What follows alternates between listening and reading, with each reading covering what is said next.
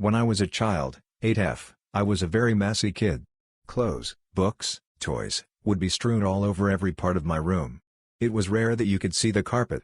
My parents hated having this mess in their house and asked multiple times for me to clean up. Dad eventually got fed up, came into my room and said, "You have half an hour to get everything off the floor, or it is going in the bin." "Sure thing, Dad, I can do that." In a panic, I ran around my room grabbing everything off the floor. It went into wardrobes, on my bed, on my desk, into drawers. The bed was so piled high with stuff you couldn't sit on it. The drawers barely closed and my desk was covered. But half an hour later, when Dad came in with the bin, everything was off the floor. He stood there kind of gobsmacked for a minute, then laughed so hard his sides hurt. He then gave me the rest of the day to clean up properly. First full-on story, not sure if this belongs here, mods feel free to remove if not. No names for obvious privacy, but not needed here. TL, doctor got paid by showing my aunt how to plug the USB Type-B the right side up. So, we all know there's always that one guy in the entire family that basically serves as tech support, right? I'm that guy. I get called by my aunt to help her deal with her kids being absent and needing to post explanations, not sure if it's a correct term, about their absence to school. No problem, I'm thinking to myself, we'll just print out a few pages to write them explanations. Now, keep in mind that about a couple months ago, I installed Ubuntu into that PC, somewhat relevant. So I was optimistic that the drivers should get picked up right away. Nope. Even though it's powered and plugged in, printer ain't being detected. //USB/ confirms my suspicion. I spent about an hour trying to get the drivers going, cause I figured it might be drivers. Nope. I get my laptop and a spare cable I had in my backpack and peek over to the back of the printer. The Type-B USB cable seemed fine on the outside. I pull it out. Cable itself has no obvious damage. So I plug it back in. Goes in a little stiff but it gets in there. Still nothing. Now I think it's the cable, so I grab the spare I had. As a habit, I check the port and the cable to make sure they align. Upon plugging it in, the printer starts chugging right away. That's when it hits me. The original cable had been plugged in upside down. I help the aunt fill out the absence explanations, scan them in and send them out. She hands me payment and I drive away, wondering to myself, how can you fit the USB cable upside down? Edit, okay grammar police.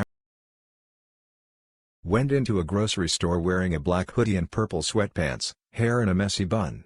TBH, I looked like I just rolled out of bed. I'm in the canned soup aisle grabbing my regular stuff. An older lady, mid-60s, come up to me. She shows me a slightly dented can and asks if she can get a discount. Me, probably not, if the food inside isn't damaged, there's no reason for it. Her, is that the store's policy? Me, I don't know, I don't work here. She looks me up and down, but insists that I am an employee. I tell her again that I'm not, she grumbles and puts her dented can back on the shelf. I think that's the end of it and I get the rest of what I need.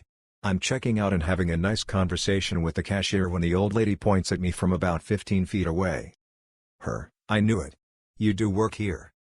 I sigh and explain to the cashier. She thinks I work here and wants a discount on dented cans. Cashier, ma'am, we don't do that here. Her, but it's damaged goods. You can't sell them at full price. It's the law. Cashier, it's not the law and that's not our policy. Take it or leave it. She demands the manager and I get out of there as fast as I can. Causing a scene for 10 or 20 cents off a 1.50 can. This story is nothing crazy or wild, but it feels like a small victory against any penny-pinching customers. Mr. Discount will be, MD I'll be, me. So this customer comes up to me and asks how much something is. It's out of the package. Me, oh I'm actually not sure what that is, but there's more plastic drop cloths down aisle 4. MD, no I want this one for the discount. Me, aha yeah you're not getting a discount. MD, yes I do, it's out of the package. Me, just because it's out of the package you're not getting a discount, nor is it damaged so yes no discount. He then asks me if my manager is here. Me, yeah, they are, you can look for them if you want. At that point I had a customer at the paint desk that needed help. Anyways he goes up to customer service, gets a manager and they flat out told him no he's not getting a discount, smiley face, then he comes back. MD, oh hi you were right about the discount, sorry. Me, Yeah, that's why I told you that you wouldn't get one. Now for these type of customers, I'm not rude or use a rude tone, but I speak very candidly. Seems to help a lot rather than just be a pushover. A tale of despair, so I will keep it brief. Me and my buddy moved into an apartment together, imagining the wonder and excitement of being free from parents and becoming independent adults. Things were fine in the beginning. I have known my friend for almost 10 years and we have been best friends for the better part of a decade. No reason to worry about a bad roommate? Wrong. And #X200B. About 3 months ago he moved his GF into the apartment. Thinking this was temporary, I didn't say anything. I was just kind of shocked he decided to make that decision without at least asking. But whatever, I shrugged it off. No reason to make a huge deal out of something that's probably temporary. As time went on, I became increasingly annoyed at the extra mess / little to no privacy / unnecessary loud screaming and horseplay.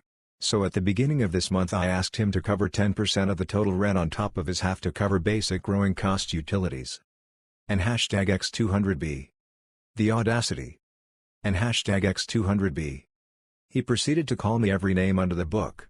Starting with unwelcoming, and if I knew her better I would let her stay for free BS. Also, despite my name being on the lease, he also threatened to have me evicted if I didn't pay half of the rent. Claiming the apartment was his. I then proceeded to get a copy of the lease agreement and show him my name that was neatly fixed next to his. He eventually agreed, but not before losing me as a friend. It goes without saying that him and I do not speak anymore. I have about 4 months left on my lease, and every day the calendar moves towards the end of the lease the heart grows fonder. And #X200B. P.S. She is still staying here. As long as he pays for her to be here I am just sucking it up until I can GTFO. Careful who you trust. I worked for a big multinational company several years ago, only in a low-level grunt position. I was hired for one specific task, but I was occasionally told to do some other miscellaneous tech support things. I was mostly assigned to do work in the offices in my local area, but I would do tickets remotely for people when they related to my specific focus. One day, I got a ticket from a guy in Indiana. Some issue with an Oracle database or something, it absolutely not my specialty. Nonetheless, I figured I'd try to help the guy. I shot him an email and an instant message, and he never replied except at really weird times. Eventually he stopped responding, so I closed out the ticket. Only for him to reopen it again. So, I shot off emails and instant messages, never got a reply during my office hours, and ended up closing it, and he'd reopen it again. I did try harder and harder to help him, I even got a few phone calls with him, but the quality was absolute garbage and I could never understand him through his thick accent. Eventually, I take a look at the ticket's details, noting the location of IN. I then realized that IN did not stand for Indiana, but it in fact stood for India. I then transferred the ticket to the correct person in India, explained what had happened, and realized that my coworker was right about what he said about the guy who assigned me that ticket in the first place. This literally happened 5 minutes ago, and my wife is very cross with me. My 4-year-old was sitting on a beanbag, and quite innocently asked me what was inside to make it so wiggly. I told him it was full of little polystyrene beans, which is why it is called a beanbag.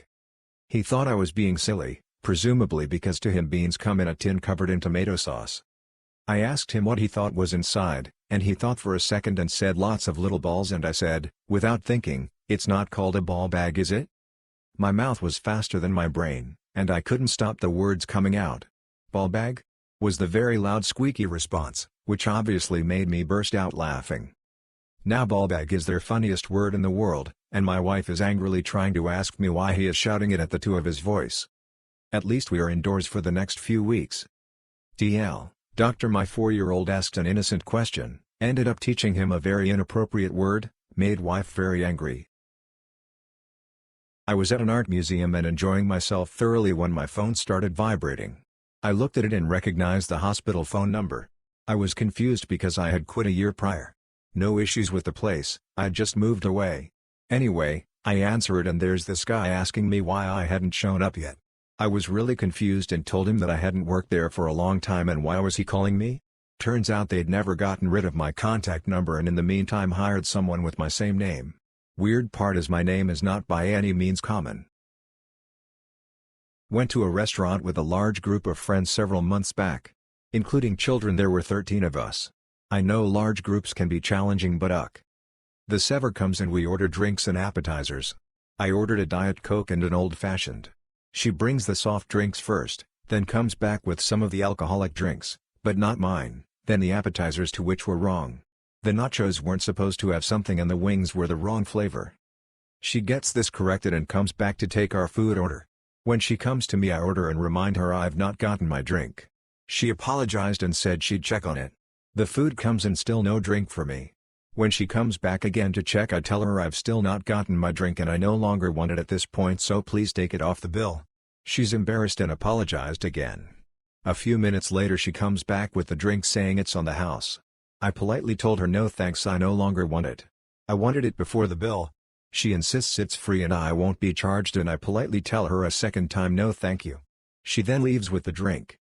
Then a few more minutes go by and she again returns, this time with the manager, and he now has the drink, asking what the issue is.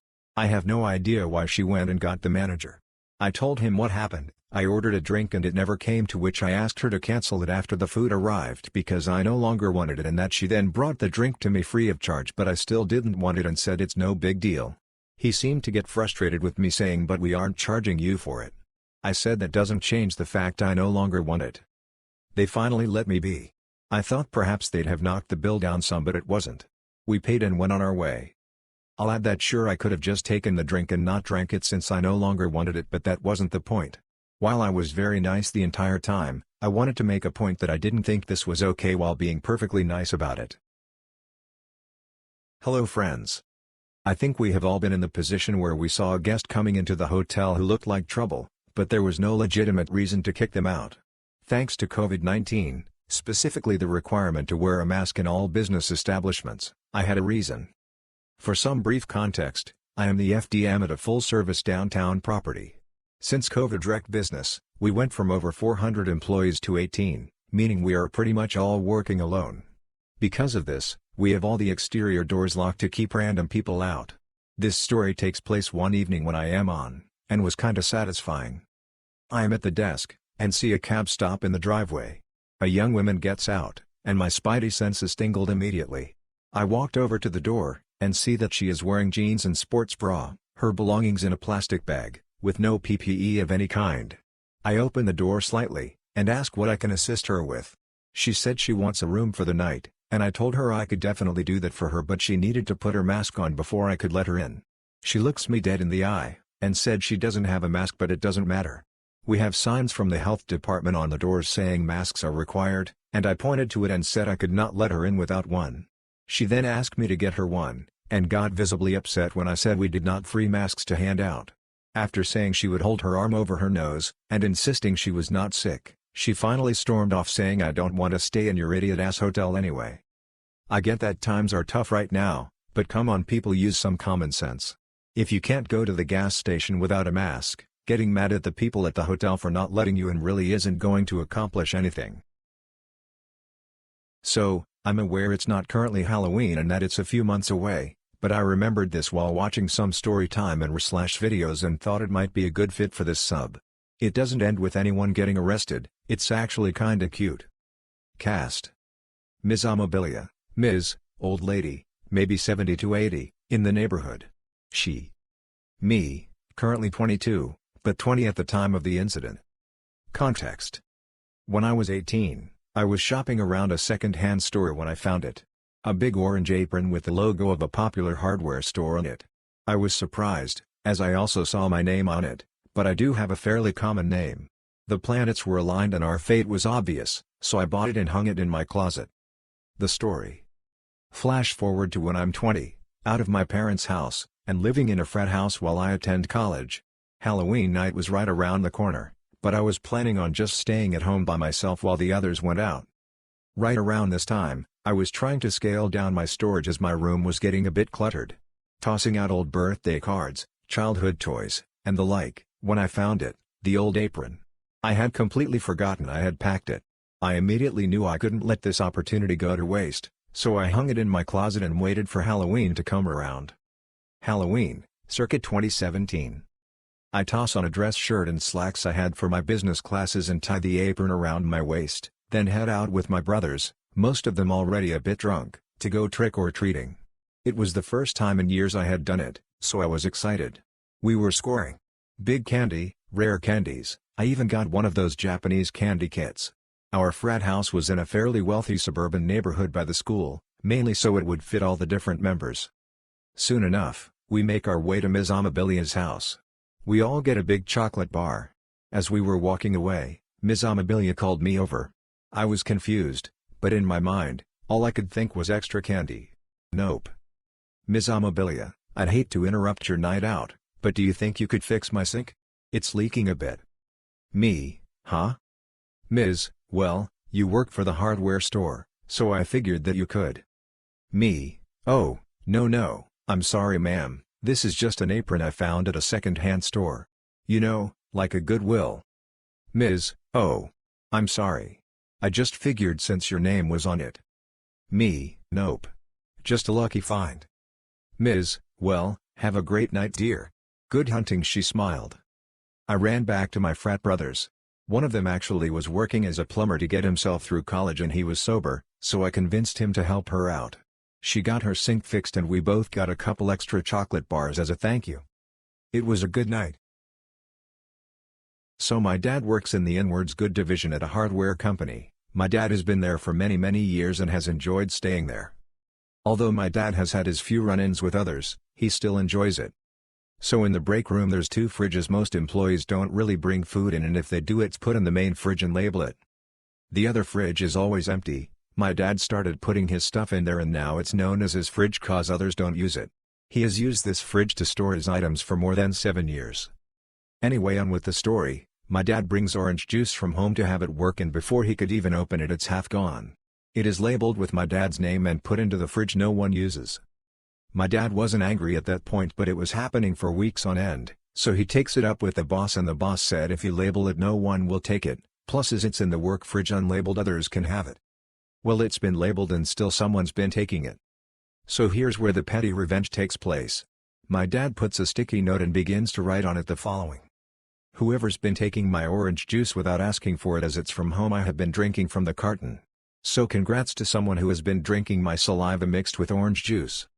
So yeah, that's true, he had been drinking from the carton since he brought the orange juice. I have more stories of my dad's petty revenge if someone wants another.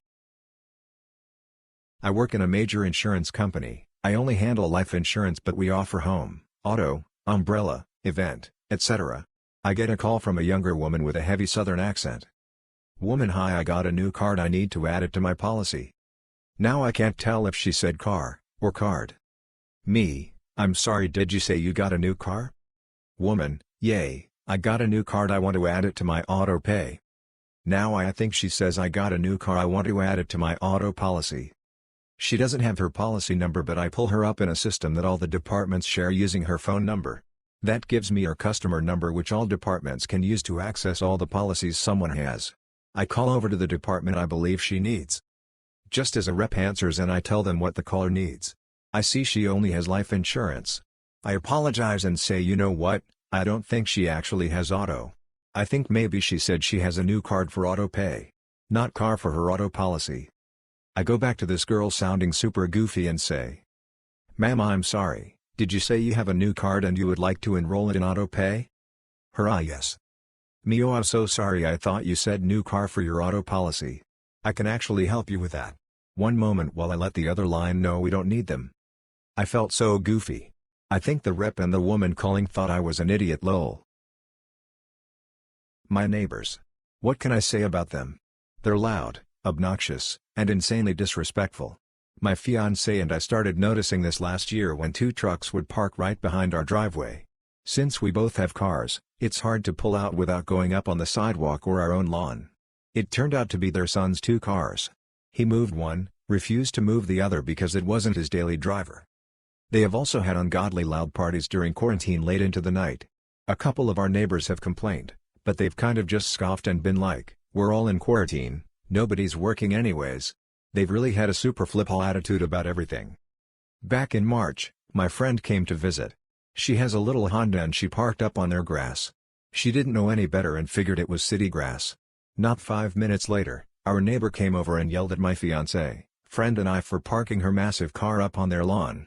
She moved her car and things went on. We stayed out of our neighbor's way. That leads us to today. My fiancé recently got back surgery and can't lean down. He told me there was a dead mole in the driveway and asked me if I could grab it and toss it into the trash. I obliged and went to collect our deceased furry friend. Lo and behold, he was still alive and looking for his dark home. So, I happily allowed him to return to his dirt house, in our neighbor's yard. Godspeed, little mole. Thought I'd put the customer/patient point of view. I'm in lockdown at the old family homestead, not in my actual home at the moment. And I only had a certain amount of my regular prescription drugs with me. So last week I set aside some time to sit down with a pen and notebook and my prescription receipts to call my GP and the local pharmacy. Now my scripts usually go straight to my local, home, pharmacy once they're ordered, but of course, I'm not there. So I girded my loins, had a cup of coffee to hand and began. First of all I checked the name and full postal address of the nearest pharmacy. Then I rang my GP.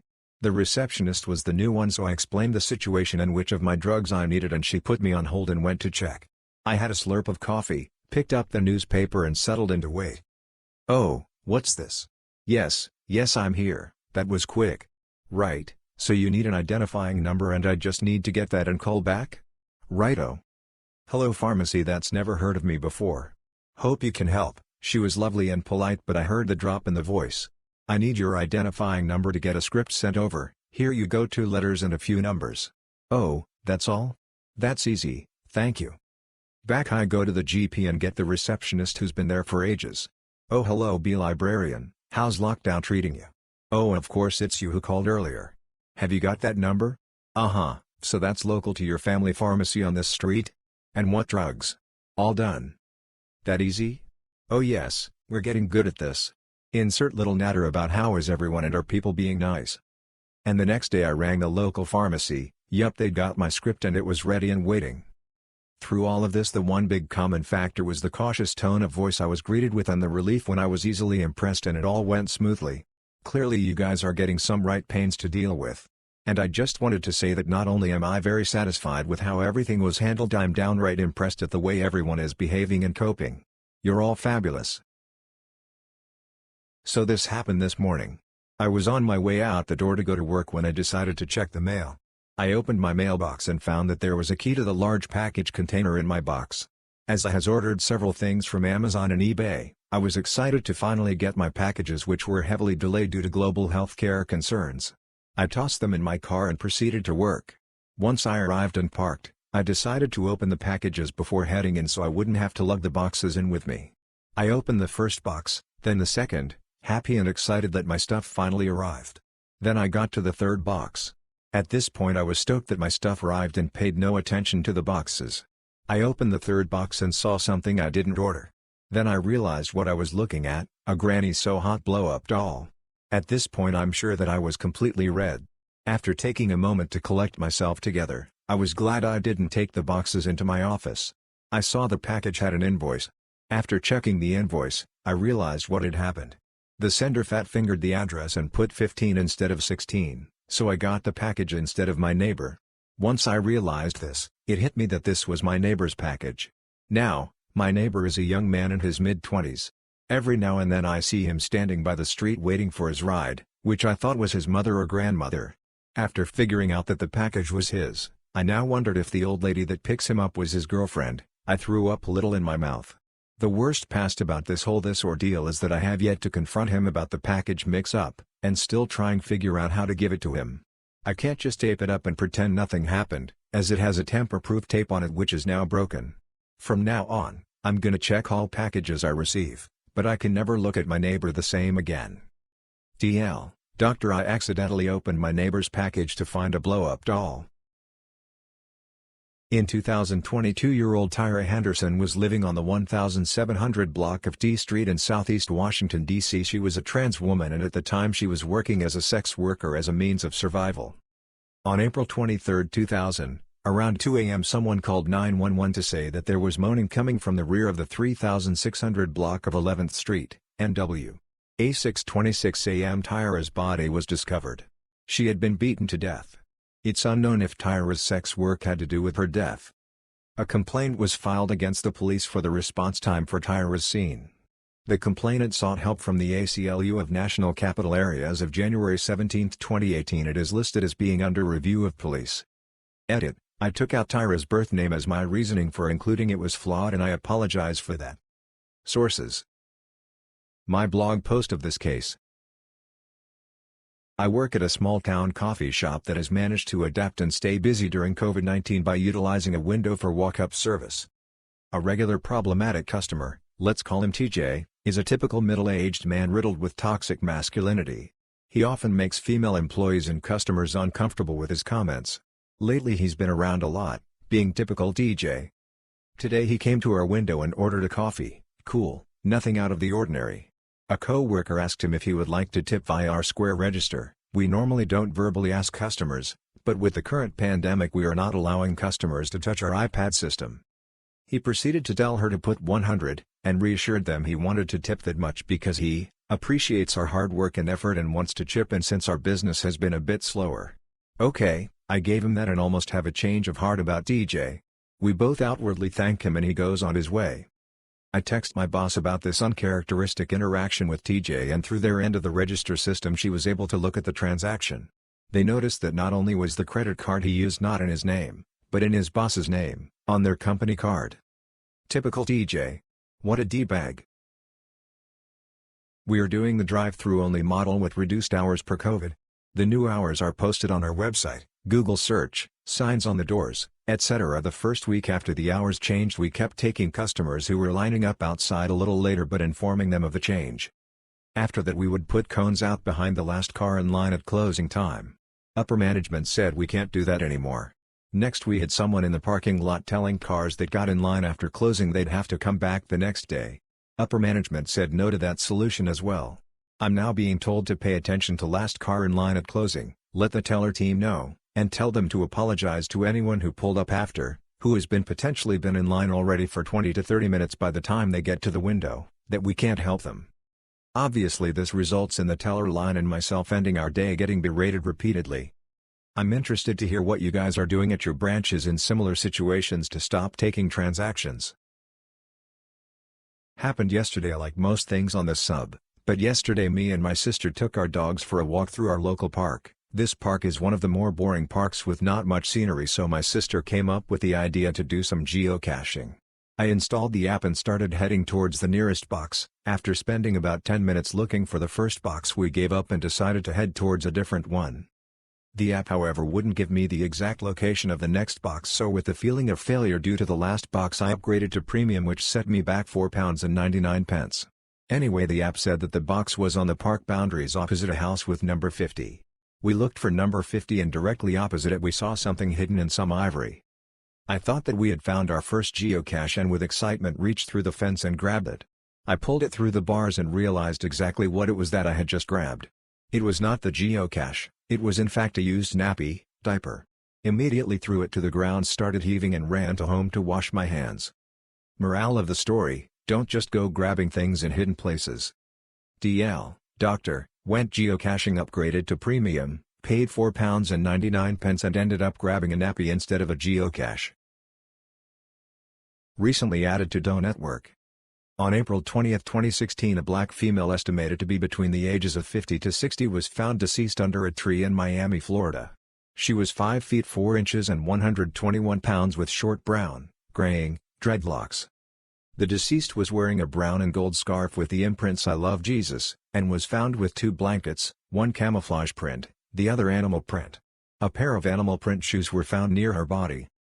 The saddest part is that according to Do Project, she was homeless and had lived under the same tree for 7 years, yet no one seems to know who she is. I can't believe no one took the time to get to know her if she was a local presence for that long, but perhaps she didn't want to be known by her true identity. This one was just really sad. Here's a link to her Do Network profile with an artist reconstruction. First time posting, currently a EMS dispatcher for a private ambulance company for 3 years now. We take some calls, however, they're usually seizures, psych, and falls. This one?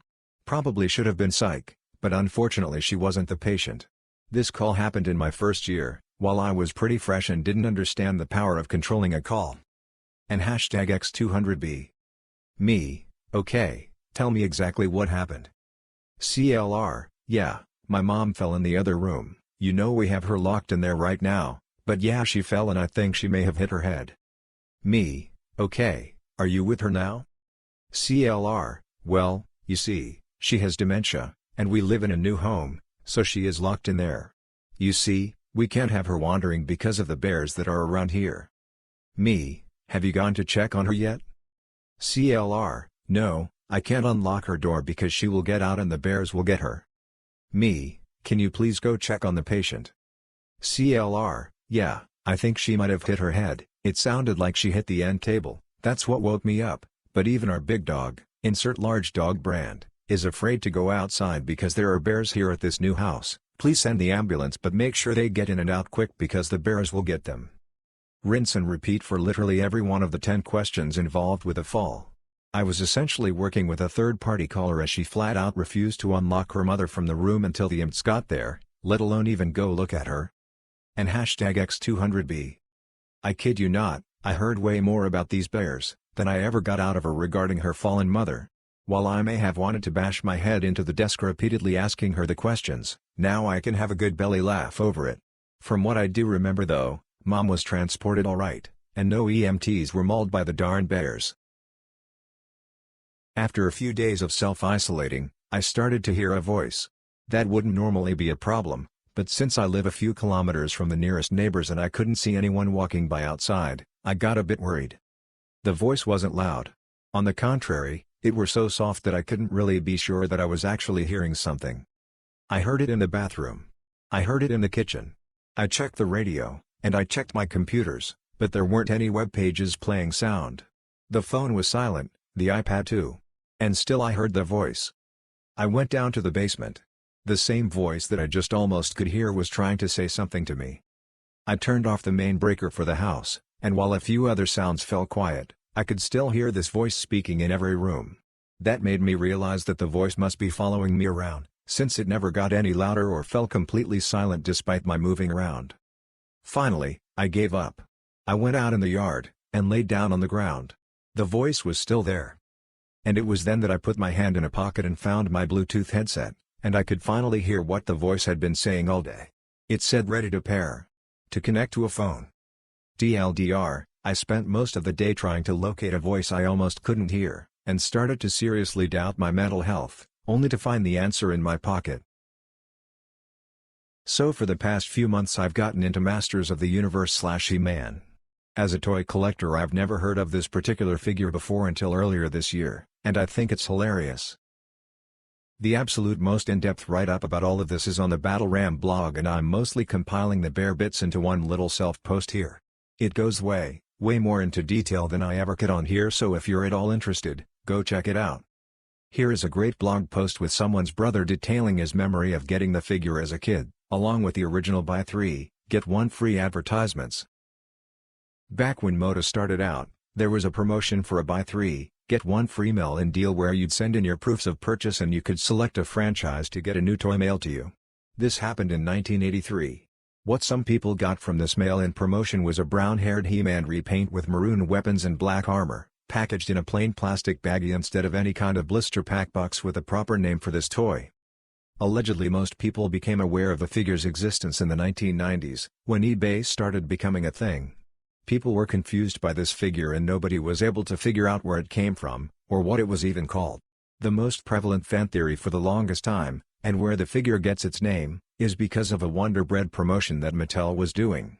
The promotion, in 1986, was for trading cards instead of figures, but because this was the 90s, information was hard to get a hold of. So from what people have gathered, the most probable source for the toy was the mail-in promotion. However, people continue to be stumped by why exactly they went with giving away this recolored He-Man. Theories go from it being a prototype for a Conan the Barbarian toy line, to being a test color run for the character, to being a prototype for the character Buzz-Off, who wears armor that snaps over his head and body, instead. Mattel themselves apparently have no record of this figure nor its promotion, which makes it even more baffling. Still, the molding on the toy seems to be genuine for the toy line and seems widespread enough that it would be hard to hoax. To this day, nobody seems to be certain about the production of this toy. In 2010, Mattel paid homage to this in their Masters of the Universe Classics line, with Wondar, a He-Man repaint with a logo on the back of his armor that looks suspiciously like the Wonder Bread logo. It just happened 10 minutes ago. Here I am writing this post whilst being scolded by my mom. So I started learning Python programming language and I was exploring ways to use it for automation. I had been coding a message spamming bot for WhatsApp web since today morning, and after testing it for about 50 to 60 times I finally neared completion. I entered my sister's contact aiming for a 100 message spams and clicked start. Everything went well, could see messages being received on her phone. Until my cousin brother from other room barged in asking why was I sending those messages. I realized the program accidentally targeted the top displayed contact instead of my inputted contact. Unfortunately the group was my family group. It was afternoon and everyone were sleeping and my bot triggered everyone's phone ringing 100 times. At that very moment I knew I was done for. Doctor. Made a WhatsApp spam bot, accidentally sent messages on my family group causing everyone's phone to ring 100 times and wake everyone up. After years of reading mysteries I've come to a saturation point. I think I've probably absorbed every major mystery and most minor ones. Still I'm hoping there are a few out there we can unearth. What regional, lightly reported mystery do you know of? I'll start it off with Moscow's secret metro that supposedly runs underneath the city. Spurred by Stalin's paranoia of assassination, a secret metro line Metro 2 was started sometime before the war, as new lines were added to the Moscow metro. Metro 2 was directly linked to Stalin's dacha, suburban residence, the Ministry of Defense, command bunkers, and other military facilities. Theories diverge about the expansiveness of the project. There are sources that claim that construction of the project stopped after Stalin's death. Others claim that every administration added new lines to the system, under the guise of urban renewal projects. This happened 3 days ago. My husband and me went to visit my father. We went for a little hike around his village. My husband and me carried a cooler bag with a selection of craft beers inside. He opened one of them in the woods and it popped really loudly. After hiking and having ice cream at the lake we decided to go back home by train. In the train I wanted to drink the same beer as he had in the woods. He reminded me of the loud pop and warned me that the foam might come up fast and spill over. As I didn't want to make a mess in the train, I put the bottle between my legs, prepared my head over the bottle to be ready to start drinking really fast if necessary. Then I opened the beer with the lighter even if I could have just grabbed the proper beer opener from my bag. The beer was under enormous pressure, it seems. It popped and hit me in the face with so much force that I felt like somebody hit me with a fist for half an hour. It also started bleeding, luckily not for very long. The foam was coming up fast as expected and I was still committed to not soil the train, so I still took 2 to 3 sips before cleaning my face and starting to cry a little. My husband almost died laughing watching the whole mishap until he realized I was in pain and bleeding slightly. Now I walk around with a visible crown cap imprint above my upper lip, dents and all. Doctor, I opened a beer with a lighter instead of bottle opener and looked like I made out with a crown cap. Bartender at a local pizza joint. My buddy came in after a long day dealing with his 2 sick little girls. He tells me a story from today about the littlest. She's screaming for him from the bathroom. She states she's been waiting for 60 years for him. All she wanted was a cheese pizza from our place. Since they were sick he went with something more appropriate for upset stomachs. But you can guarantee I got him a gift certificate for a cheese pizza for her when she's better.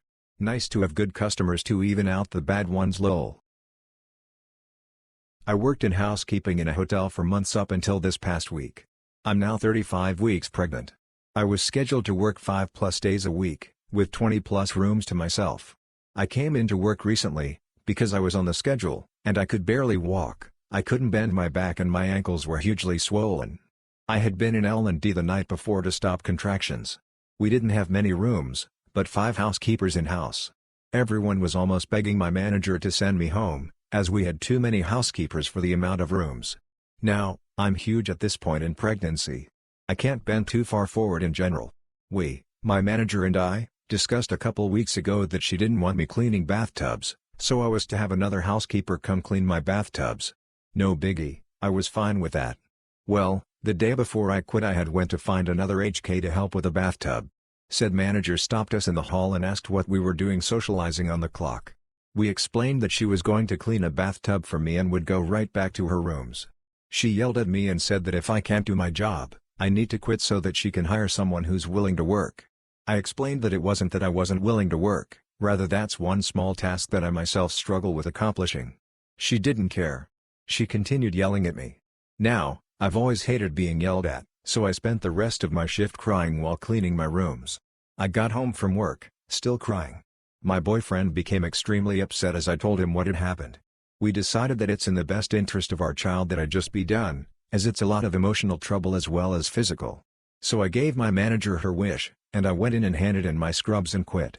She seemed sympathetic, said she understood, was sad to see me go, and for me to come talk to her after I was released from maternity leave. Fast forward to today, another HK at said hotel was talking to this manager, while recording the conversation to send to me. She asked if I would be back after baby. The manager told her that I was lazy and a crybaby so she would never consider hiring me back. I'm glad I quit. I feel like I dodged a bullet. I'm not sure that I'll ever be able to convince myself to work in housekeeping again. Now, this is a bit of a cheat because this happened several years ago while I was still in high school. At this time it was around Thanksgiving when I heard my cat in a corner going crazy. I went over and was startled by the cat attacking a mouse. My movement startled the cat enough that she let go of the mouse and it scurried off out of sight. Days later, through the vents of my room, I caught a horrific scent, gag-inducing. At some point, the injured mouse had gotten into the vents of the house and died and was now rotting. So, for 2 to 3 weeks, I had to switch rooms with a family member. They took the couch, because the mouse's rotting scent was so strong in my room that you could barely go in it without gagging.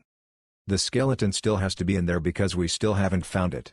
Sadly, my cat passed away due to cancer a few years later, but the cat we have now is really vicious towards mice and just about kills them on sight. TLDR, I spooked my cat into letting go of a mouse she caught and the mouse died in the vents, stinking up my room. One day I was on my way to my friend at a shopping center and I went out of the train station, and as I was leaving the exit there was a large group of boys around 16 years old and I did not think of anything about it until later on.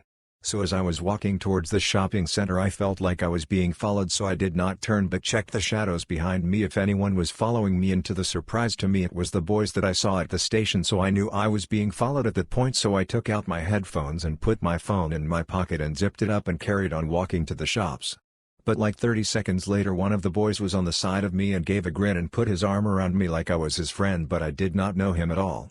After he done this he said very quietly, "Keep walking and stay silent." At that moment I knew I was gonna get robbed because this recently happened to my friend on a bus. Terror flooded me and I did not know what to do. He then said, "Come with me, I want to show you something." I did not want to do that because I was more safe in this busy area.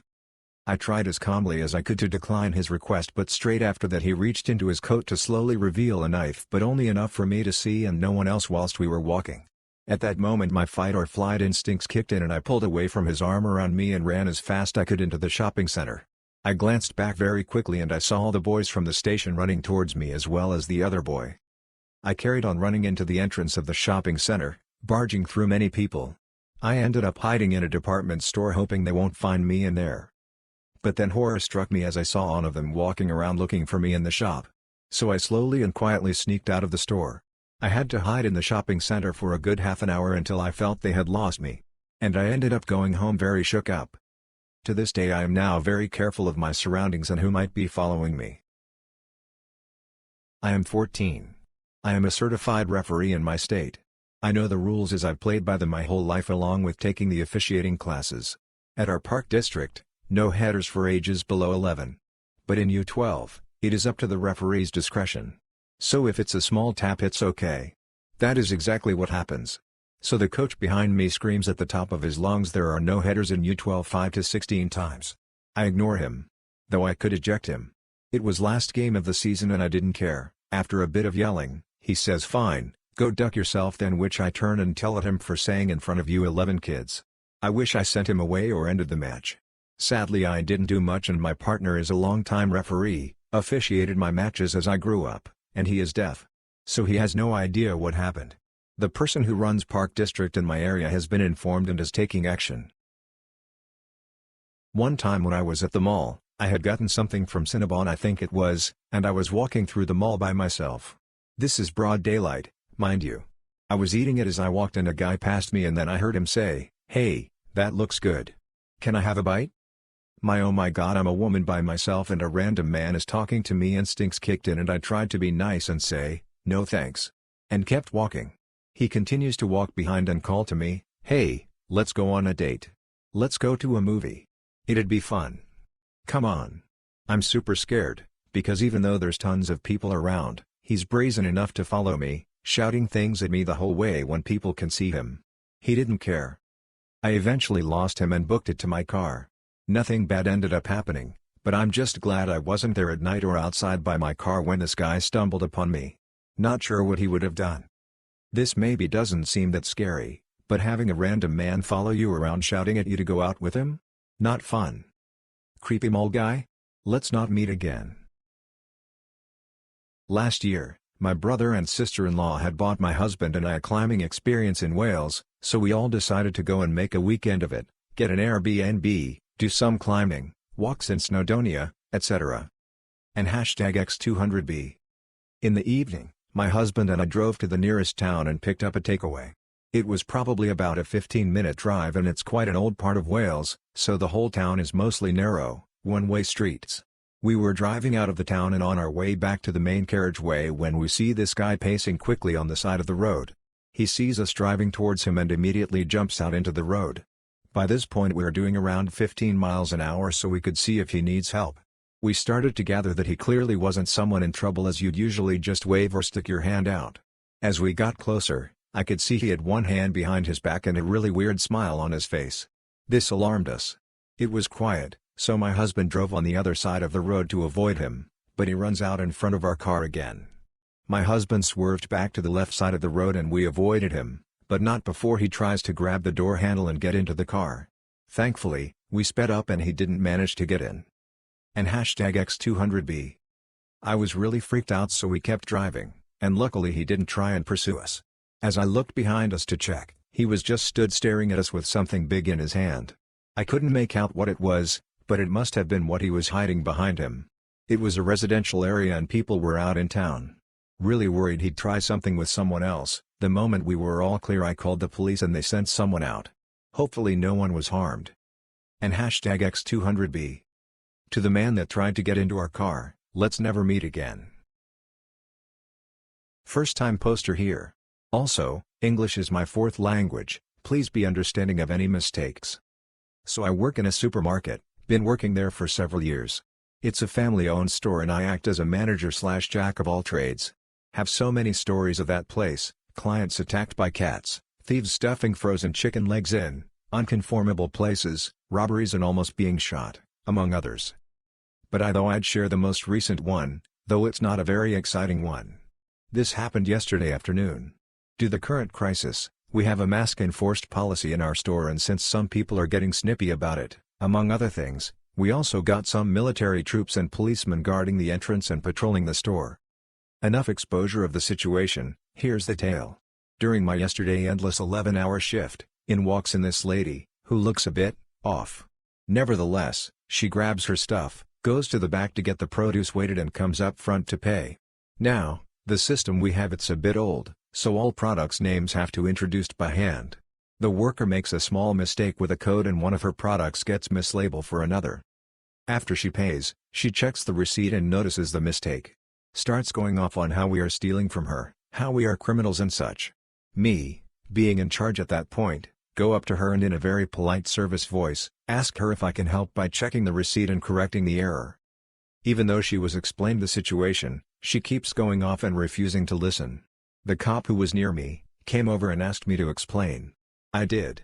He talked to her, explained what I told her before. She doesn't want to listen.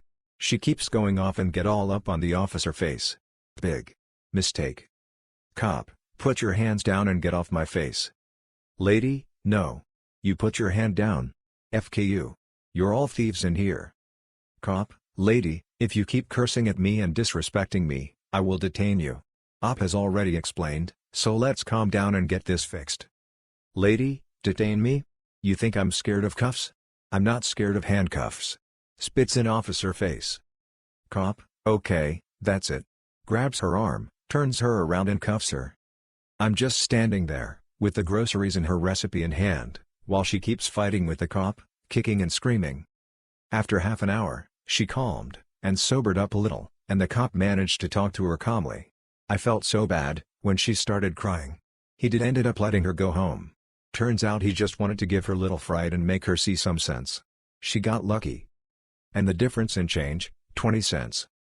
Edit, typos and mistakes. Today I had to take a test at school, which I had missed earlier this semester. Our school is currently closed, so there were only 5 other people there. Anyways, I am not a native English speaker, so I guess this is a bit different from the English tests that you have in any country where English is the main language. For this test we had to study 2 pages of words in their translation, nothing special. The questions on the test were the fill-in-the-blank style questions. So it was an English sentence where you had to put in an English word. The sentence was as follows: a person who is _ thinks very highly of themselves. Or something along those lines.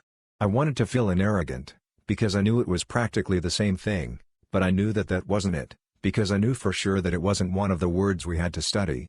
I did know that the word started with a C. Now, this afternoon I realized that it was supposed to be conceited. And then I burst out laughing because my dumbass self filled in constipated. DL, doctor, took an English test today where you had to fill in the blank. A person who is _ thinks very highly of themselves. I knew it wasn't arrogant, and out of desperation I filled in constipated because I knew it started with a C. This afternoon I realized it was supposed to be conceited. So I'm babysitting, and my little brother who is a 2 in June loves baby cartoons.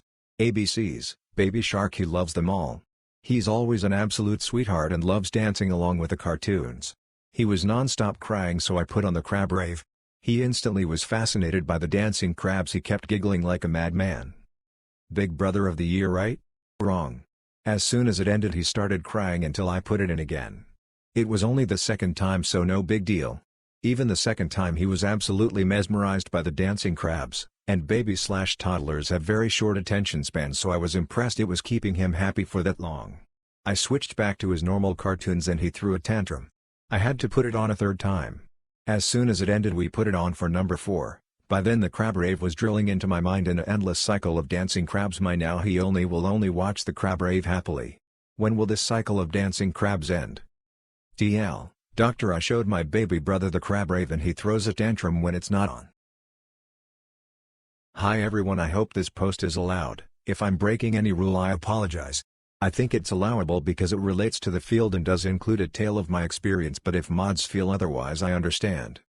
I have been using the same corner of Happiness Pharmacy for about 3 years now and I have consistently been blown away by the service. They're all so great and have gone above and beyond many times. I wanted to do something nice for them and I don't know what is appropriate and or would be appreciated. I was hoping I could get some suggestions from you. Is this appropriate? I was thinking along the lines of dropping off coffee and donuts, cookies, etc., but I'm open to any ideas. I just want to do something they'll genuinely enjoy. I also thought about just going in and asking everyone what they'd like for lunch from a deli nearby, or giving them each a gift card with enough to buy themselves lunch. What would make you smile if a customer did it for you? Thank y'all again for your help and everything you do for us. Disclaimer: on mobile, English is my first language, so any typos and grammatical errors, I blame my phone. Smile. A few years back I knew this Kevin. Bright in some ways, but missing a bit of common sense. Story happened, quotes might be a bit different due to misremembering. The apartment in question has a ceiling fan light fixture combo, with pull strings for each part, also attached to a light switch. K equals Kevin, M equals me. K, it's so weird. Sometimes the switch only turns on the light and sometimes it turns on both the light and the fan.